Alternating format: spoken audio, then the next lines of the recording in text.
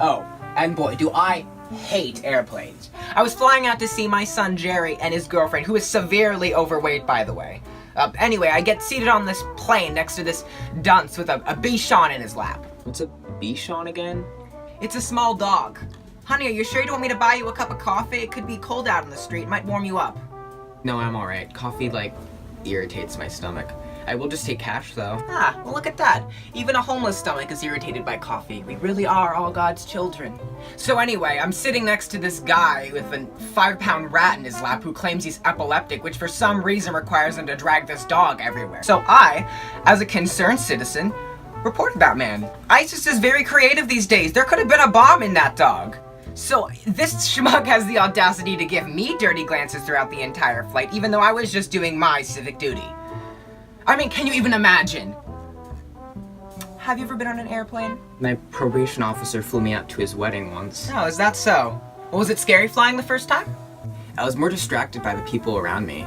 There was some mascot convention or something, and I got put between a Chicago bear and a Detroit lion. Well, that must have been annoying. See, this is why the federal government shouldn't control our airplanes. I just texted my nephew Steven an article about that this morning. I didn't really mind it. They ran out of pillows, and I was able to use their giant furry costumes to sleep. Surprisingly comfy. I don't know why they were wearing the costumes on the plane, though.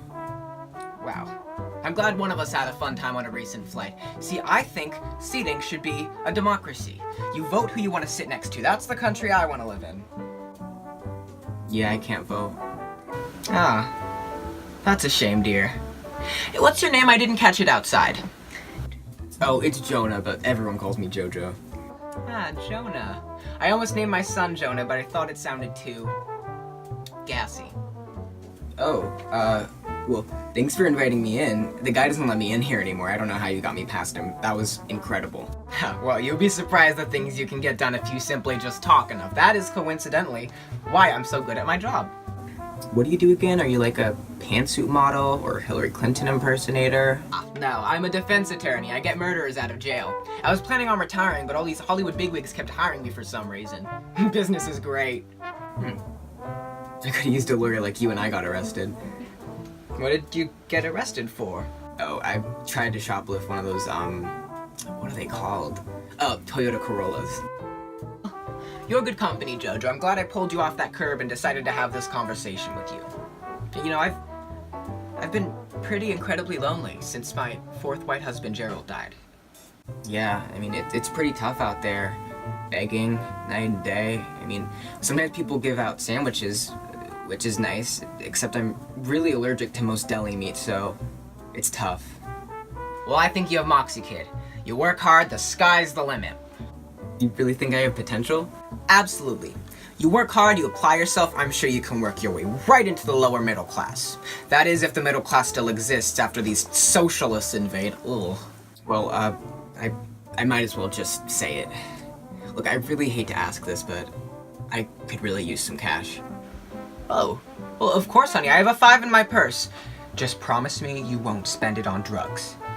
Unless, of course, you plan to market them and sell to Big Pharma. 5 would be great, but I actually need a little bit more than that. Oh, well, how much more? $5,000? Oh. Honey, I can't just go around handing out that type of money. I mean, what do you think I am, a Cuban dictator? Forget it. It was dumb of me to ask. I guess I'll just get my legs broken. Oh. Pardon? Oh, it's nothing. I accidentally stole $5,000 from the mob and now they're trying to break my knees. Mondays. Well, why don't you just rob a bank like other kids your age? Oh, I can't go back to juvie. I spent 3 years on the inside until they had to give up my room for some Weinstein guy. If I go back there, I'll never get to finish high school.